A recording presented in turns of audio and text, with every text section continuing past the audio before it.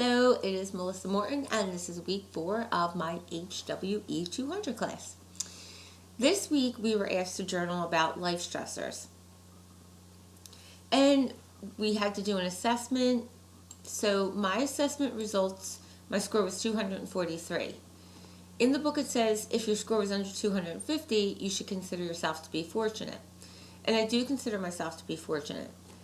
This last year has been actually the best year for me as far as stress goes, because if we're doing this assessment based off of 1 year, this year was actually one of my less stressful years, because I learned to let go of a lot of things and a lot of negative people that were causing me to feel stressed. And so I just learned to roll a lot of things off my shoulder, because I want to live as stress-free as I can. And I don't want to see negative people in my life. I just don't feel that someone who's always complaining about being sick or always complaining about being broke, or it just gets to be too much. And I also try to stay away from people who are over envious. I don't like that as well. And I believe that when you're envious, it causes a lot of stress, because you want to be and you want to have whatever somebody else has, and if you can't have it, then you're like, ugh, and irritable. So that is one way that I am very fortunate. I have been to a lot of doctors in the past. This year, I've only had to see my primary doctor for a few allergic reactions to things, and I've considered, no real major problems, like no heart problems, no diabetes, nothing like that.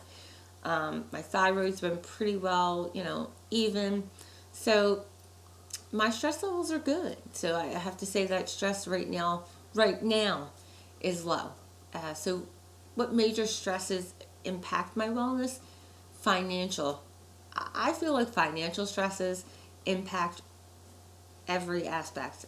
They're mental. You're always worried about how you're going to pay a bill, or, the bills keep piling up. So it's very stressful. I mean, I can't just throw them to the side and say, they'll get their money.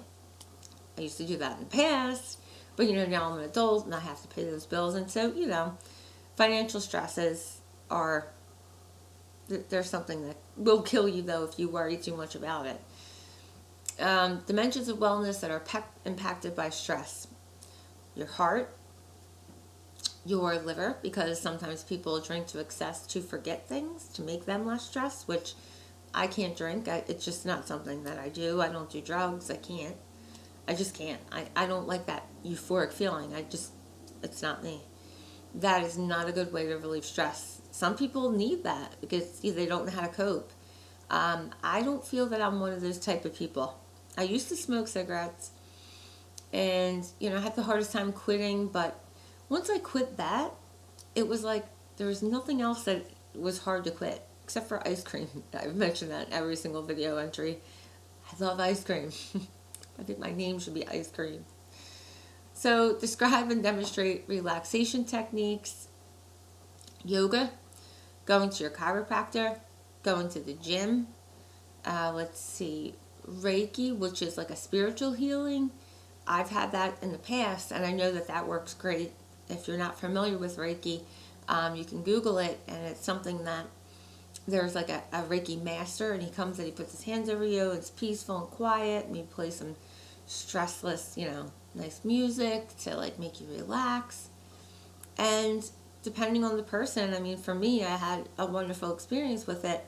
At the time that I had it, I was going through so much pain with the cancer. It really alleviated my pain, I think, far better than, all the Oxycontin and all the stuff they were giving me for pain. And the Neurontin. Those are things that I had to take in the past. And, those things never really brought me happiness. I can't see how people could live on those drugs and think that causes less stress. Especially when you see junkies always trying to get their next fix. They have a lot of stress, because how are they going to get it? So I don't see that being like a relaxation technique to do drugs. There are major health risks and diseases associated with distress. You could have high blood pressure. You could have heart attack. Diabetes, which my grandfather and uncle both developed diabetes later in life due to stress. They had a lot of stress in their life with their jobs and everything else. So they developed diabetes, which that also runs in our family. And I'm at an age now, I'll be 39 in September, that it's now time to really take care of myself. So, I don't want to be like in my 50s and develop diabetes because I'm under so much stress.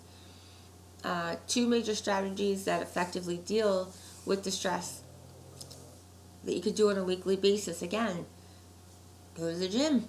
I mean, I could do that on a daily basis and alleviate stress. Cardio, that was the best.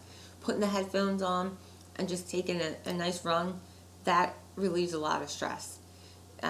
Finding a new park to walk through, or something new like picking up a hobby, like reading a book or crocheting, finding projects to do around the house.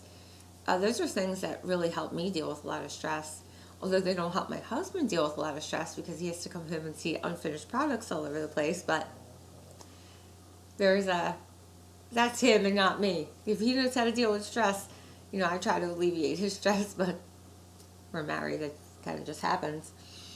So that is my journal for week 4. I hope you've enjoyed it. And I hope that I have taught you something from this week. Thank you very much. Bye-bye.